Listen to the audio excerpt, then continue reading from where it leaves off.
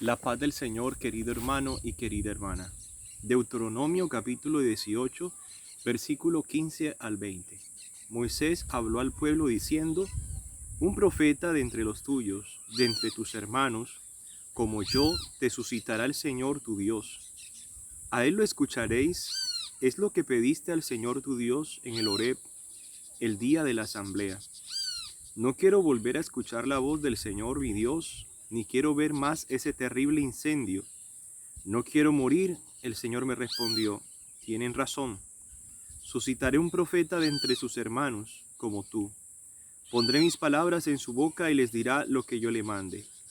A quien no escuche las palabras que pronuncie mi nombre, yo le pediré cuentas. Y el profeta que tenga la arrogancia de decir en mi nombre lo que yo no le haya mandado, o hable en nombre de dioses extranjeros, ese profeta morirá. Salmo 94. Venid, aclamemos al Señor, demos vítores a la roca que nos salva. Entremos a su presencia dándole gracias, aclamándolo con cantos. Entrad, postrémonos por tierra, bendiciendo al Señor Creador nuestro, porque Él es nuestro Dios y nosotros su pueblo y rebaño que Él guía.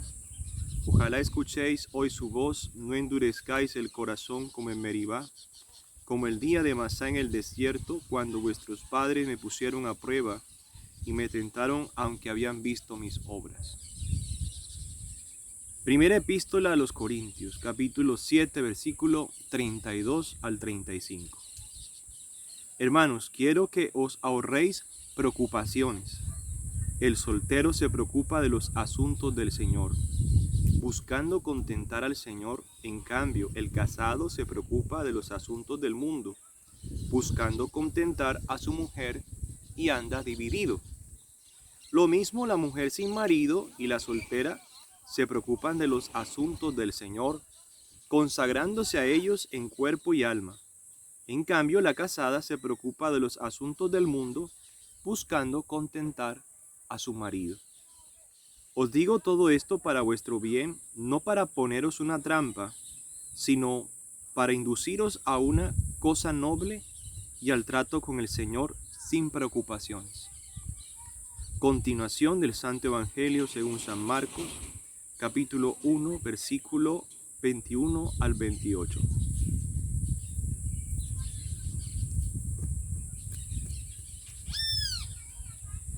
En aquel tiempo, Jesús y sus discípulos entraron en Cafarnaúm, y cuando el sábado siguiente fue a la sinagoga a enseñar, se quedaron asombrados de su doctrina, porque no enseñaba como los escribas, sino con autoridad. Estaba precisamente en la sinagoga un hombre que tenía un espíritu inmundo, y se puso a gritar: ¿Qué quieres de nosotros, Jesús Nazareno? ¿Has venido a acabar con nosotros?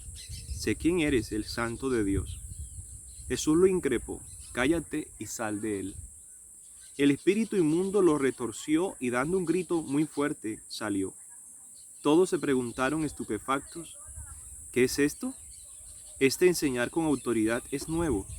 Hasta los espíritus inmundos les manda y le obedecen. Su fama se extendió enseguida por todas partes, alcanzando la comarca entera de Galilea. Bueno, hay una palabra clave para entender lo transversal de todas estas lecturas que hemos proclamado. La palabra clave es criatura, ¿sí? Si observas muy bien la primera lectura del Deuteronomio, Dios está advirtiendo que su profeta tiene que hablar en nombre de él, no en nombre propio, sino en nombre de Dios. El profeta no debe decir nada que Dios no le haya mandado que dijera. Si Dios no le dice al profeta, de alguna manera, el profeta no tiene por qué hablar lo que Dios no ha dicho. Entonces, está advirtiendo Dios: su profeta tiene que ser escuchado cuando hable en nombre mío. ¿Y cómo sabemos que un profeta habla en nombre de Dios? Cuando está acorde a la doctrina bíblica y bimilenaria de la Santa Iglesia Católica, ¿sí? Y entonces cuando nosotros hablamos en nombre de Cristo y de la Iglesia Católica, van a haber frutos buenos y ahí es donde se va a conocer si lo que se está hablando viene de Dios, que los frutos son buenos. Si los frutos son podridos, si hay mucho pecado, si hay mucha perversión, si hay mucho pecado mortal, apostasía, herejía, los frutos no vienen de Dios. Se han agarrado a un árbol que no es Dios, que no es de Dios.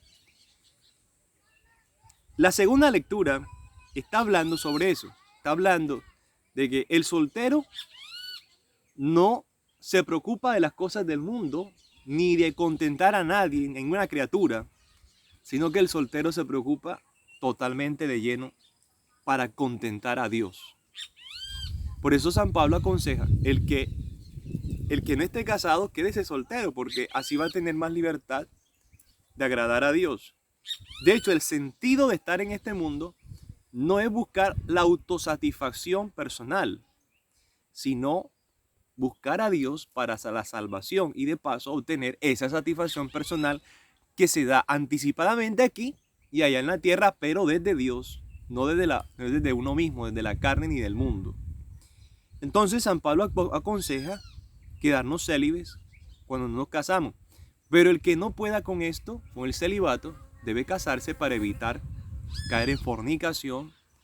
Y el que esté casado, que no busque otra mujer, ni la mujer busque otro hombre, sino que se sirvan a unos a otros en Dios, ¿cierto? Que su unión sea en Dios. Y que no haya problema de que el esposo le prohíba a la esposa de entregarse a Dios, ni la esposa al marido de entregarse a Dios. Eso siempre se tiene que respetar. O sea, Dios está por encima de las criaturas. Dios está por encima de lo que está aquí en este mundo. Ahora, el Evangelio está hablando de la expulsión de un demonio. ¿Qué pasa con esto? ¿Quiénes son los demonios? Los demonios fueron ángeles en algún momento del tiempo Evo que decidieron servir a la criatura antes que a su creador. Por eso son demonios, porque decidieron adorar a una criatura, ya sea el diablo, ya sea uno de esos seres de jerarquía que está en el infierno o que pueden estar aquí también. Entonces, se vuelve demonio aquel que sabiendo, porque los demonios saben quién es Dios, por eso este demonio reconoce a Jesús. Tú eres el Santo de Israel, pero no lo adoran porque ellos creen que la caridad está en hacer el mal al otro. Tienen otro concepto de la libertad, tienen otro concepto del amor. Ellos creen que la libertad consiste en hacer lo que nos dé la gana sin sometimiento a ninguna ley, incluyendo la de Dios. Entonces ellos se pusieron por encima de Dios. Ellos creen estar por encima de Dios, creen ser más inteligentes que Dios, pero en el fondo ellos saben que no es así, que Dios tiene la razón, pero aún así persisten en su pecado.